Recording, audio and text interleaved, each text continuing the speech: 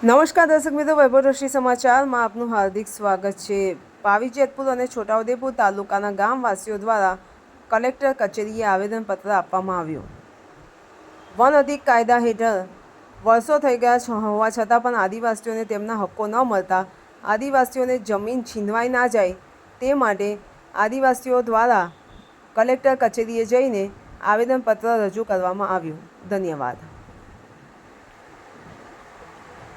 આદિવાસી યુવાન ખેડૂતો માટેનો 2006 નો કાયદો દિલ્હી કેન્દ્ર સરકારે પાસ કરેલો, તે છતાં અનુસંધાનની અંદર કોઈને 2 એકર લખાવી હોય તો 3 ગુંઠા, 2 ગુંઠા, 8 ગુંઠા એવી જમીન મળી છે। તો અમારે જે ખેડૂતને ખેડે એ પૂરેપૂરતી અમારા ખેડૂતને જોઈએ છે અને એ જ અમારે આયોજન પત્ર આપવામાં હવે આવેલા છે। રાઠવા રાજુભાઈ પિલ્લેભાઈ।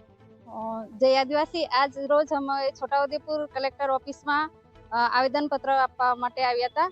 અમારું જે સંગઠન છે જય આદિવાસી મહાસંઘ દ્વારા અને વન અધિકાર સમિતિની કમિટીના પ્રમુખ મંત્રીઓ દ્વારા અમે આવેદન પત્ર કલેક્ટર ઓફિસમાં આપ્યું છે અને અમારી માંગ વહેલી તકે પૂરી થાય એવી અમારી અપેક્ષા છે। રાઠવા ગીતાબેન કિશનભાઈ।